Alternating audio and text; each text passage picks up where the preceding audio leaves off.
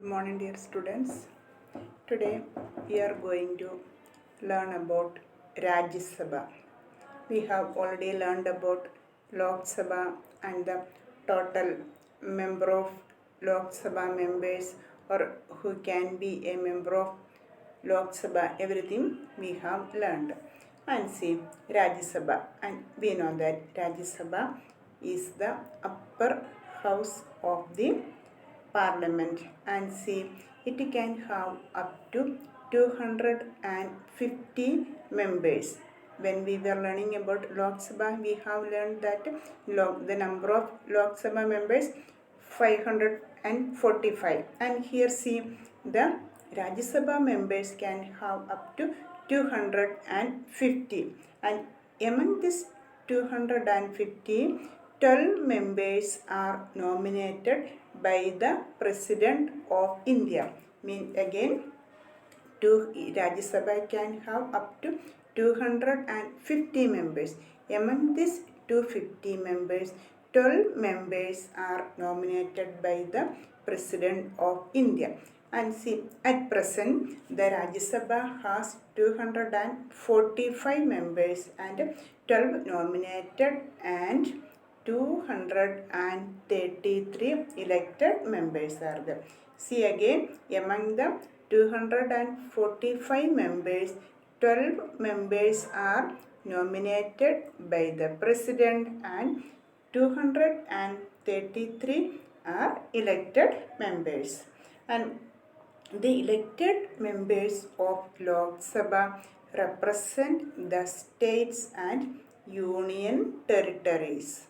If the population is more or more populous states have more members representing them. If the population is more, then more members also elected to the Rajya Sabha, and the members representing a state are elected by the elected members of the state legislative assembly. And again see, the representatives of the union territories are elected according to rules made by the parliament. Again, the representatives of the union territories are elected according to the rules made by the parliament. And see, the members nominated by the president are distinguished others. Means I have already told you that 12 members are nominated by the president. These 12 members are distinguished personalities. Let us see. These distinguished personalities include authors or journalists, economists, or judges or scientists. Artists means many officials from or distinguished personalities from different fields are elected to the Rajya Sabha.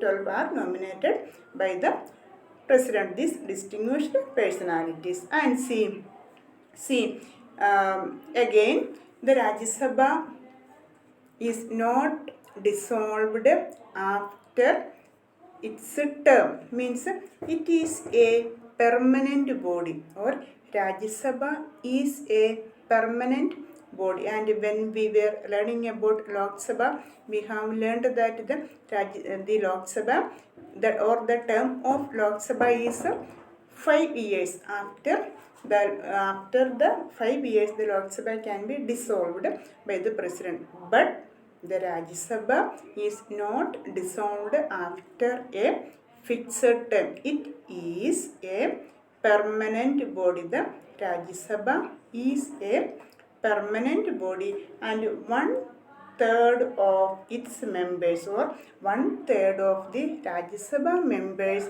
retire every 2 years. See, 1/3 of the Rajya Sabha members retire every 2 years, and at this place new members are elected to fill the vacant seats. and each member has a term of 6 years. Means the Rajya Sabha member has the term of 6 years and the Lok Sabha member has the term of 5 years, and on other hand the Rajya Sabha member has the term of 6 years. One thing you have to keep in mind that Rajya Sabha is the upper house of parliament and it is a permanent body, means it cannot be dissolved. And see, the Vice President of India presides over the Rajya Sabha. The Vice President of India presides over the Rajya Sabha and he is the ex officio chairman because he gets this post by the virtue of his office. Again, the Vice President is the Vice President presides over the Rajya Sabha. This also you have to keep in mind. Now see, however, legislator means who can be a member of Rajya Sabha, or the criteria to be a member of Rajya Sabha. To be a member of Rajya Sabha, a person has to be an Indian citizen only. The Indian citizens can be a Rajya Sabha member, and he has to complete 30 years of age. Means the Rajya Sabha member has to complete, or those who are willing to be a candidate, then he has to complete at least 30 years of age, and he should not be bankrupt or mentally unsound, the same as in the Lok Sabha. We have already learned means should not be bankrupt or mentally unsound. And see, another one, should not hold any salaried government job. Means who can be a member of Rajya Sabha should not hold any salaried government job. And again see, these are the qualifications needed for a candidate standing to the Rajya Sabha elections. And see again how our legislature works. See, means the Indian Parliament has to have at least 2 sessions a year. Means in a year 2 sessions are there. The gap between the sessions must not be more than 6 months. Means the gap should not be it should be more within 6 months. One session should be there.